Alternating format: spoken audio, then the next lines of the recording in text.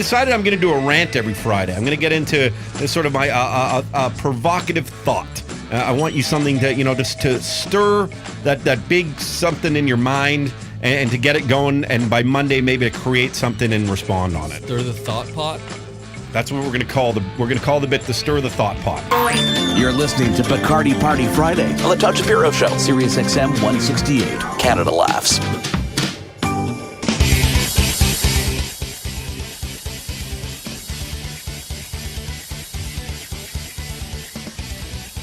All this stuff going on with Making a Murderer,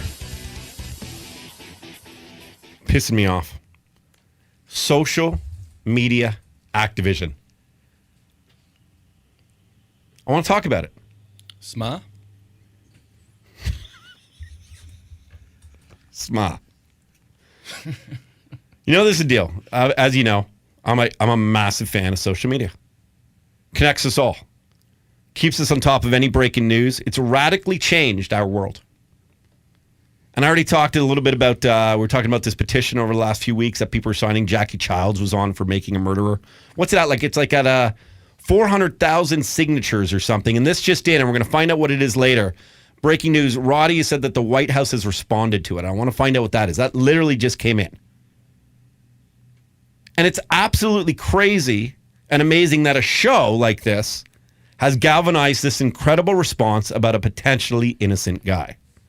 So sure, the show is, has drawn all this attention to it. And I just wonder, without people on social media being able to discuss it. I mean, even look at our Facebook page. There were tons and tons of chatter. Would it just stop in people's living rooms? Obviously, now we have that social media, and it means hardcore discussions. It also means that this petition for a presidential pardon is being passed around to these hundreds of thousands of people. Will it work? Hard to say. Seems like a long shot. But obviously now it's been proven that we are getting a response. So something has been effective about it. We're going to find out what that response is soon. Leads me to my point, though. And Jay, I really want your input after, too. What would the same people do if there was no internet? I mean, seriously, as I said, the show is powerful. And people are definitely talking about it and how an innocent man may have been framed. Spoiler alert. But, I was thinking about it. If this show was on in 1985, do you think people would still be starting petitions if the internet wasn't around? When you had to write letters, stuff like that. Maybe you had an IBM typewriter. Either way, you had to type or write a letter, buy an envelope, get stamps, walk to the post office, and mail many letters. You had to call your friends, you had to organize, you had to mobilize. Just imagine going door to door to get a petition signed back. Now imagine getting 200,000 names or 400,000 names on that thing. Think about that. Walking down the streets all day, getting signatures. People had to be home. People had to answer the door. And then and only then potentially sign it. Now it's so easy. It's so easy. You share, you click. I mean, you don't even need a fucking pen. Go back a little further. Imagine the Martin Luther King Million Man March. Maybe it's obviously not as comparable to a show on TV exposing a potentially innocent man, but still, that is fucking impressive. People took days off. They traveled thousands of miles, all of that, getting people together and getting them out to fight for a cause. Now all we do, what do? We click a button. And before I get myself in hot water here, I'm not saying I disagree with people trying to fight for a fair trial for Avery and Dassey, but you got to ask yourself, would these same people be so adamant and so active on Facebook? Would these people go and do that and collect signatures in minus 12 degree weather? There's a term for this. It's called slacktivism. And before I start dissing online petitions, I want to reiterate, I think there are pros and cons to this brave new world. I really think it's amazing that we can learn about the injustices of the world and that we may not have known about. All it takes is someone to share an article, and then your friend does, and pretty soon millions of people know about it. But that in itself is a problem, too. Remember that Coney 2012 Roadster? Oh, yeah. Pretty soon it becomes a cause du jour that everyone is so adamant about, and then it just disappears.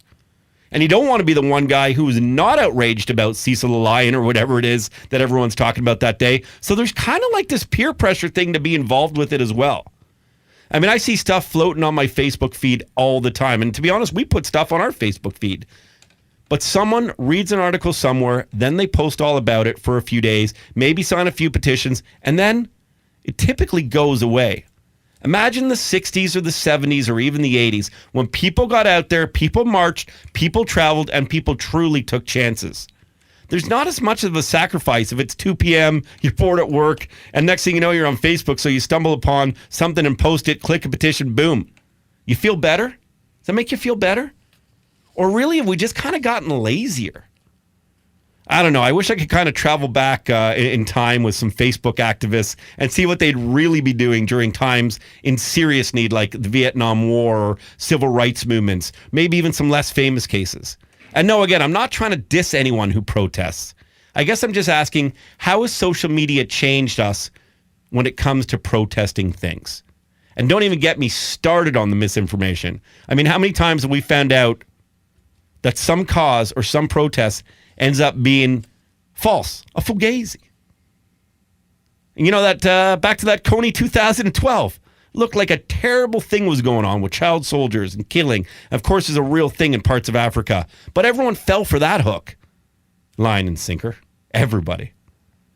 Again, I'd love to hear your thoughts from you guys about what you think about Facebook activism. Not just the bad, but the good and the in-between, and examples of success stories, as well as those fugazis. I think this conversation is a really good one, and hey, let's be old school. Let's do it with our voices as opposed to our keyboards. So feel free to call us anytime. We'll talk about that here at 416-717-7777. Thanks for listening to The Todd Shapiro Show. You understand us, right? On SiriusXM Channel 168, Canada Laughs. Hey, what's up? I'm Roddy. Subscribe to our channel. You're going to love it. For the rest of this episode, you got to check out our podcast online on the website. Go check it out. You won't be disappointed.